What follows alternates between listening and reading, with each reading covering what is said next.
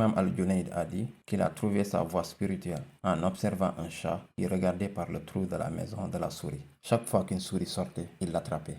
Parce que chaque fois qu'il réussit, il devenait plus gros et plus fort. Il l'attrapait, il n'a besoin d'aucune excuse parce que la souris est toujours son ennemi. Pour nous, à chaque fois, peu importe le moment que nous vivons, c'est toujours notre ennemi. Et c'est toujours dans notre intérêt, sans exception, d'en profiter à chaque fois. Et puis nous sentirons le bonheur.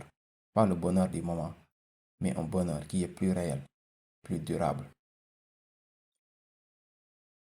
Et puis vous verrez que les choses deviendront plus faciles.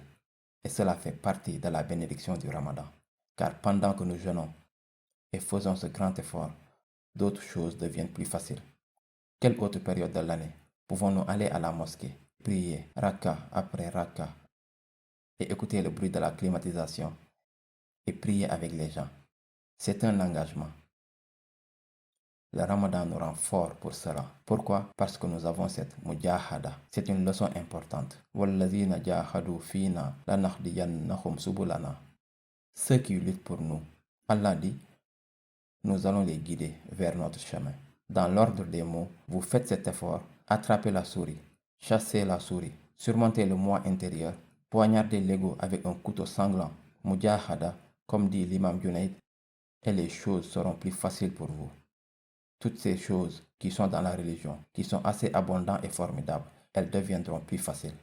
Les limites d'Allah deviendront vos limites naturelles. Vous ne pensiez jamais vous rapprocher d'elles, mais vous recevrez cette joie de la guidance.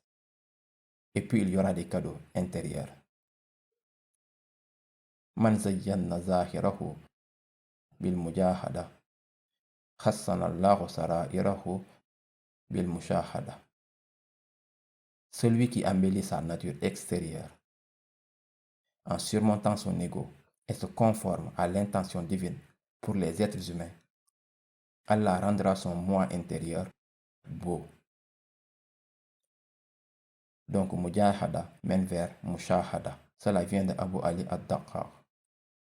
Ce que cela signifie est surmonter l'ego et savoir qui vous êtes vraiment va commencer à vous ouvrir les yeux. En temps normal, vous nourrissez votre ego et écrasez, jetez à la poubelle votre bien intérieur. C'est en quelque sorte obscur. Mais le mushahada, ce qui signifie ici, regarder autour de soi et ne pas voir les choses comme tout le monde, mais voir ce qu'Allah a créé, réalisé par sa beauté et sa majesté et ses commandements dans tout. Vous avez une vue extraordinaire et profonde des choses. C'est le sens de mushahada, pour voir non pas le monde, mais la création. C'est le don des mushahidin. Et c'est ça que nous devrions viser pendant le Ramadan, afin de regarder les choses différemment. Pas comme un arbre dont nous pouvons cueillir les fruits. Mais c'est quoi cet arbre? Qui l'a créé? Pourquoi est-il si ordonné? Pourquoi est-il si extraordinaire? Pourquoi est-il si beau? Cela est mushahada que les mujahidin visent. Qu'Allah subhanahu wa ta'ala, en ces temps difficiles, nous pardonne. Fasse de nous des gens doux. Fasse de nous des gens qui surmontent notre ego, plutôt que de pointer l'ego des autres. Et Inch'Allah, qu'il nous accorde ce mushahada, de sorte que notre religion et notre dunya deviennent un délice, pour que nous voyions l'action d'Allah dans toutes choses.